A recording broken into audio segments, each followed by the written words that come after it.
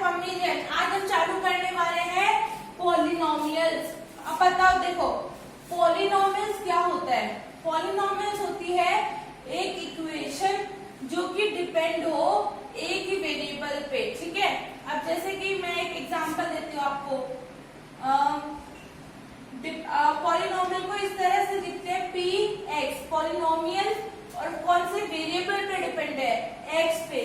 तो p x is equals to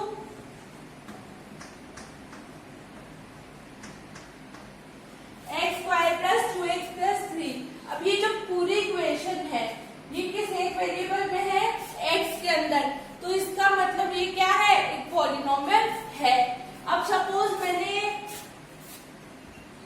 यहाँ पे एक इक्वेशन ऐसे भी दे सकती हूँ।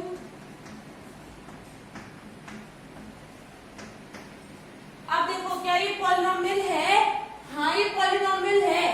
कौन से वेरिएबल में है, y में। तभी तो हमने यहाँ p और p के साथ ब्रैकेट में क्या लिखा है, y, मतलब पॉलिनोमियल इन वेरिएबल y, ठीक है। अब ऐसे ही हम कोई भी वेरिएबल ले सकते हैं, जैसे सपोज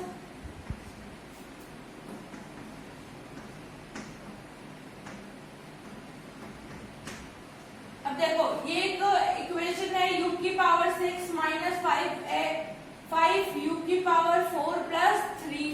तो क्या एक पॉलिनोमियल है, हाँ है। किसके अंदर है, u में है, मतलब पॉलिनोमियल इन वेरिएबल u। ये पूरी इक्वेशन u वेरिएबल पे डिपेंडेंट है, ठीक है। इस टाइप की जो इक्वेशंस होती है जिसमें एक ही वेरिएबल होता है, एक ही वेरिएबल पे पूरी इक्वेशन डिपेंड है, उसे हम कहते हैं पॉलिनोमियल्स। अब पॉलिनोमियल्स में भी देखो आपको थोड़ा पहचानना होगा कि कौन सी इक्वेशन है कि नहीं है। जैसे देखो सपोज ऐसी कोई इक्वेशन आ गई 1/x माइनस 1।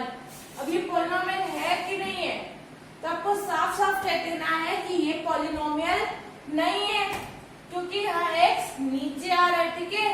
तो इसमें x की पावर क्या है हमें कुछ पता नहीं चल रही पूरी में। हमें हमेशा x की पावर कुछ ना कुछ कांस्टेंट टाइप चाहिए होती है और ऊपर होनी चाहिए x इक्वेशन। ये सिंपल से ट्रिक है, एक नॉर्मल तरीके से जैसे ये इक्वेशन लिखी हुई है वैसे होनी चाहिए। 1/x माइनस 1 इस टाइप से कुछ भी नहीं होता है। इसी तरह से देखो √x प्लस 2, क्या ये पॉलिनोमियल है, नहीं है। क्यों, क्योंकि यहाँ x की पावर क्या है 1/2 हो गई। नहीं, हमें x की पावर कुछ कांस्टेंट चाहिए, मतलब कुछ रियल नंबर प्लस कुछ इंटीजर चाहिए, मतलब 1 2 3 4 5 6 नेचुरल नंबर, या आप कह सकते हो होल नंबर चाहिए, 0 1 2 3 4 5 6 एंड सो ऑन। लेकिन हाफ 3/4 इस टाइप से पावर्स नहीं चाहिए। अब देखो एक और इक्वेशन है,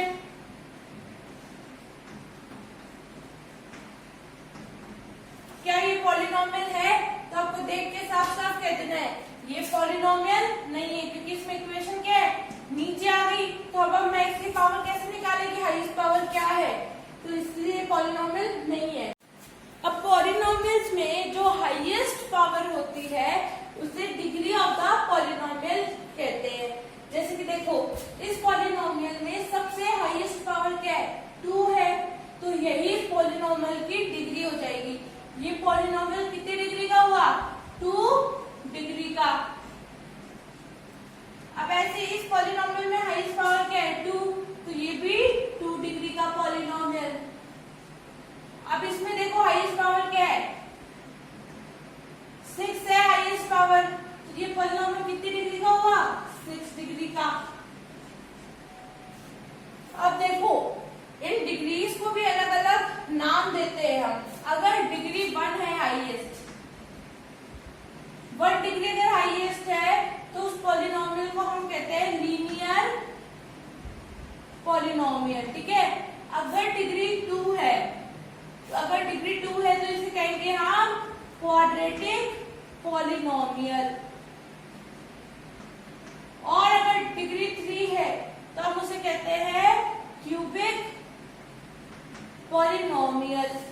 और अगर डिग्री 4 है तो हम उसे कहते हैं टेट्रा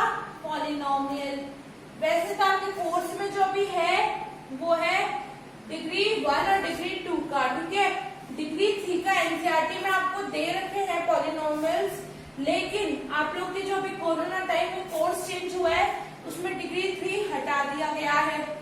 फिर भी हम अपने हिसाब से डिग्री 3 थोड़ा सा जो आपके एनसीईआरटी के लिए लेवल का है वो कर लेंगे, ताकि क्या होता है कई बार सीबीएसई ऐसे दे देता है गलती से, तो हम वो क्वेश्चन अटेम्प्ट कर सके।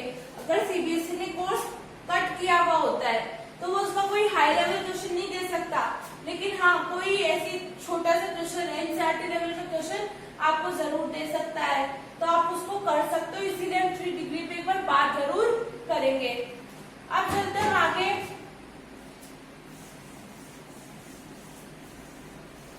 पॉलिनोमियल्स के बारे में थोड़ा और जानते हैं। चलो अब देखो, सपोज एक पॉलिनोमियल है, जब हमारे कोर्स में क्वाड्रेटिक आ रहा है और लीनियर आ रहा है, चलो हम उन्हीं पे बात कर लेते हैं। ये पॉलिनोमियल है x square minus 3x minus 4। अब देखो ये पॉलिनोमियल है, कौन से वेरिएबल के अंदर है? एक्स वेरिएबल के अंदर ये पॉलिनोमियल है। अब देखो यहाँ करना क्या हमें, x की जगह एक बार कुछ वैल्यूज रखवाती हूँ, वो रखते हैं अपन, ठीक है। एक बार x की जगह 2 रखो। अगर x की जगह 2 रखा मतलब इस इक्वेशन में 2 रखो तो क्या आएगा? 2 2 जा 4 माइनस 3 2 जा 6 माइनस 4। अभी प्लस का 4 माइनस का 4 कैंसिल, तो क्या आया? माइनस का 6। इस पे इस इक्वेशन में आंसर दिया माइनस का 6। अब इसी तरह से हम एक बार रख लेते हैं -1। x इज इक्वल्स टू -1 रख के देखते हैं तो क्या आएगा? -1 का स्क्वायर 1, 3 इंटू -1 -3, और ये माइनस का पहले से था तो +3, और ये -4, 3 + 1 4, 4 - 4 0 आया यहाँ पे। इसी तरह से x एक बार 4 रख के देखेंगे हम। 4 रखा तो 4 4 जा 16 माइनस 3 4 जा 12 माइनस 4, 12 और 4 कितना हो गया? माइनस का 16। अब 16 माइनस 16 कितना हो गया? 0। तब देखो x इज इक्वल्स टू 2 पे इक्वेशन को आंसर दे दिए, x इज इक्वल्स टू -1 पे आंसर क्या दे रही है? 0, और x इज इक्वल्स टू 4 पे आंसर क्या दे रही है? 0। तो देखो जो वैल्यूज x की ऐसी हो जिनपे इक्वेशन का या पॉलिनोमियल का आंसर 0 आ जाए, उन वैल्यूज को हम कहते हैं zeros of the polynomial.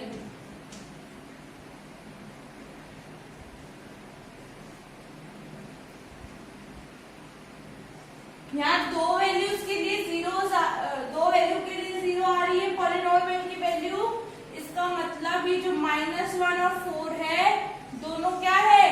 Zeros of the polynomial. अब देखो ये होता क्या है जीरोस ऑफ द पॉलिनोमियल? इनमें डिफरेंस क्या है कि यहाँ 0 आ गया और यहाँ कुछ -6 आया, डिफरेंस क्या है?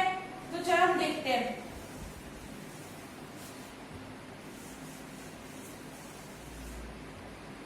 ये देखो एक ग्राफ बनाते हैं इस तरह का, ठीक है। अब देखो यहाँ पे जीरोस क्या होता है? जीरोस ऑफ द पॉलिनोमियल ये समझते हैं।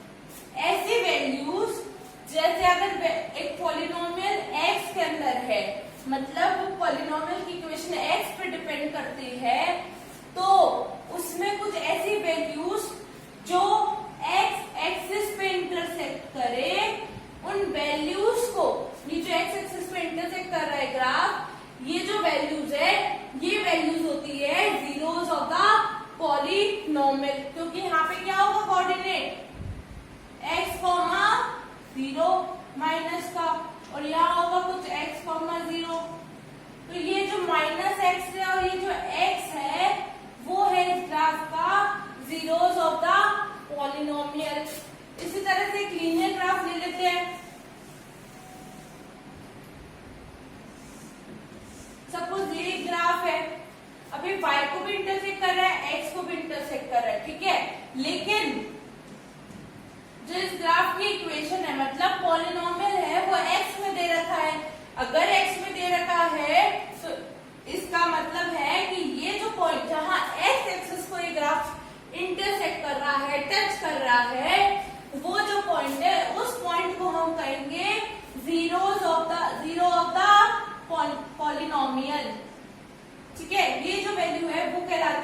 Of the polynomial.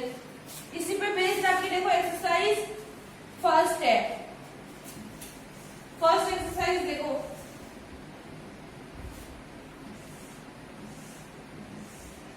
इस तरह से आपको ग्राफ दे रखा है आपका और बोल रखा है कि जो ये पॉलिनोमियल है वो x के अंदर है, तो उसके लिए कई ग्राफ है, आपको बताना है कि कितने जीरोस है उस पॉलिनोमियल ऑफ x के।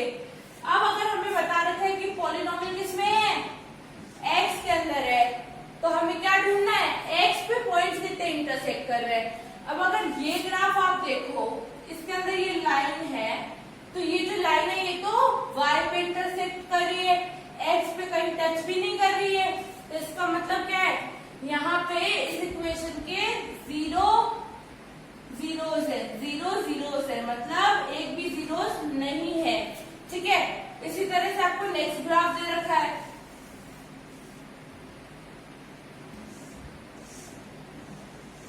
नेक्स्ट ग्राफ कुछ ऐसा सा दे रखा है, बोल रखा है कि भाई पॉलिनोमियल इन x है, तो बताओ जीरोस कितने होंगे।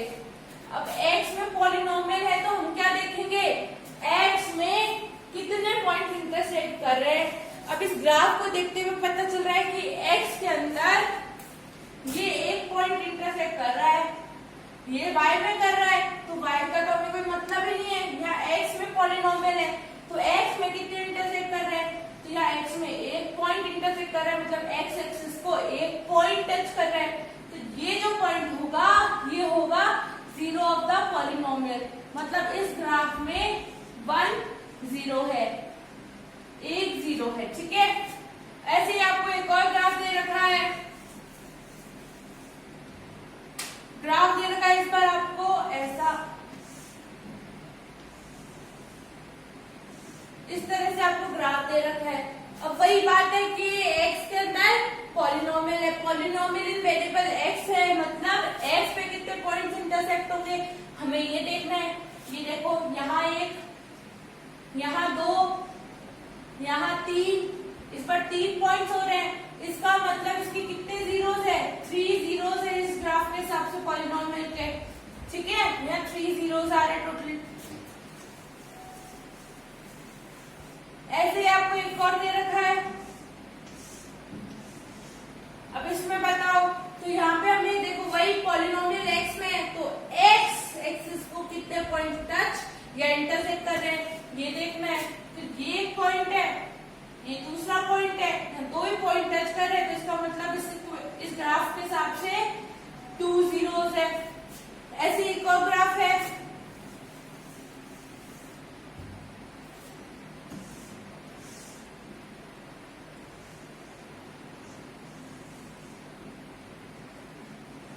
ये ग्राफ है। अब देखो यहाँ पे भी वही पॉलिनोमियल x में है, तो हम देखेंगे x एक्सिस को क्या क्या इंटरसेक्ट कर रहे हैं, एक पॉइंट ये, दूसरा पॉइंट ये, क्योंकि ये टच कर रहा है, तीसरा ये पॉइंट है, ये भी टच कर रहा है, तो 3 पॉइंट्स इंटरसेक्ट कर रहे हैं, मतलब या टच कर रहे हैं, तो मतलब इस ग्राफ के हिसाब से 3 जीरोस है।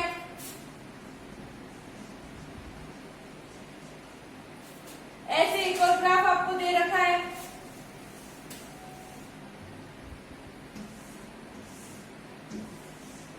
अब इसमें देखो पॉलिनोमियल किसमें था, x में, तो हम क्या देखेंगे कि x एक्सिस को कितने पॉइंट्स टच कर रहे हैं या इंटरसेक्ट कर रहे हैं।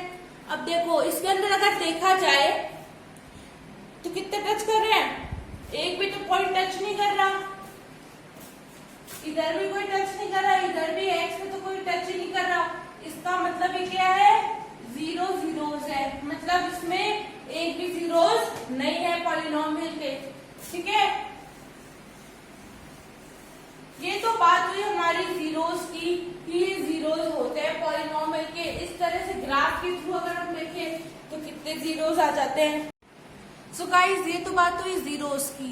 अब हम जो नेक्स्ट वीडियो के अंदर चलेंगे वो चलेंगे रिलेशनशिप बिटवीन द जीरोस, जिसके ऊपर जो क्वेश्चंस आपके एग्जाम में आते हैं वो ज्यादातर उन्हीं रिलेशनशिप पे बेस्ड आते हैं। सो मिलते हैं नेक्स्ट वीडियो में, तब तक के लिए इस चैप्टर को अच्छे से समझते हुए चलना, क्योंकि ये चैप्टर स्कोरिंग है, इम्पोर्टेंट है और इजी है, तो इसे अच्छे से समझते हुए चलेंगे तो हम अच्छे से इस चैप्टर के सारे क्वेश्चंस अटेम्प्ट कर सकते हैं और एग्जाम में अपने स्कोर कर सकते हैं। तो सो गाइज मिलते हैं नेक्स्ट वीडियो में। लाइक सब्सक्राइब करना मत भूलिएगा और मैं पम्मी जैन मैथ्स को आप लोगों के लिए इजी बना के रहूंगी। सो गाइज बाय, मिलते हैं नेक्स्ट वीडियो में। अच्छे से प्रैक्टिस जरूर कर लीजिएगा।